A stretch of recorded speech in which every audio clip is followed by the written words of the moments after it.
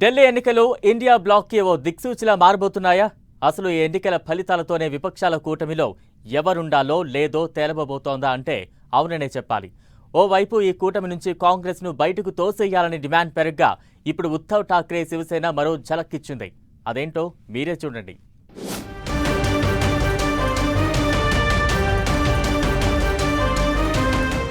Assembly ఎన్నికలు India black కూటమి మనుగడకి litmus టెస్ట్లా మారుతున్నాయి. ఇప్పటికే ఆమ్ ఆద్మీ పార్టీ ఇక్కడ కాంగ్రెస్ ని బయటికి పంపేయాలని డిమాండ్ చేస్తూ ఉండగా కొత్తగా ఉద్ధవ్ ఠాక్రే శివసేన మరో రాగం అందుకుంది. బీజేపీతో కలిసినా కలవవచ్చు అంటూ సన్నాయి నొక్కులు నొక్కారు. అంతేకాదు మహారాష్ట్ర స్థానిక సంస్థల ఎన్నికలలో సోలోగా పోటీ చేయడంపై క్లారిటీ ఇచ్చారు. लोकसभा चुनाव हम एक साथ लड़े, अच्छा रिजल्ट भी आया है.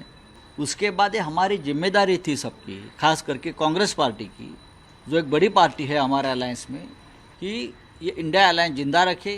फिर एक बार सबको एक साथ बैठकर क्या करना है देश में. अगर कांग्रेस पार्टी की ये भूमिका है, लोकसभा के लिए बनी थी, अब उनका कोई वजूद नहीं है, तो ऑफिशियली आप डिक्लेयर कर दीजिए. और बाद में ये मैं आपको बताता हूँ, फिर वापस इंडिया अलायंस नहीं बनेगा अगर एक बार ये टूट गया तो. अगर ये भूमिका किसी पार्टी की है जो बड़ी पार्टी है, तो आप सोच लीजिए इस प्रकार का बयान करने से पहले कि आगे क्या हो सकता है. ఈ పరిణామం కాంగ్రెస్ ని టార్గెట్ చేసిన ఆమ్ ఆద్మీకి కూడా ఓ షాక్ ఇచ్చింది. కాంగ్రెస్ లేకపోతే ఇండియా బ్లాక్ లో ఉద్ధవ్ ఠాక్రే వర్గం ఉందని, వారి మద్దతు తమకే అని అసెంబ్లీ ఎన్నికలలో ఆప్ ప్రచారం చేస్తోంది. ఇప్పుడు అది కూడా బీజేపీతో కలిస్తే టోటల్ విపక్షాల ఐక్యతకి బీటలు వారినట్లే. ఇది పరోక్షంగా ఆమ్ ఆద్మీ విజయావకాశాలను దెబ్బతీసే ఛాన్స్ ఉంది.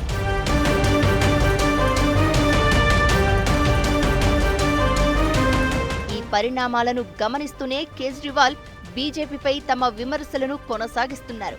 అసలు బీజేపీని గెలిపిస్తే రాబోయే 5 ఏళ్లలో మురికివాడలను కూల్చేస్తుందంటూ ఆరోపించారు.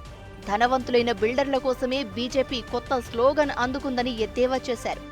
బీజేపీకి ఓటు వేయడం అంటే డెత్ వారెంట్ పై సంతకం అంటూ రెచ్చిపోయారు.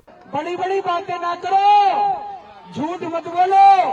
आप पिछले 10 साल में जितने लोग बेघर हुए उन सारे लोगों को बसा दो, केजरीवाल चुनाव छोड़ देगा.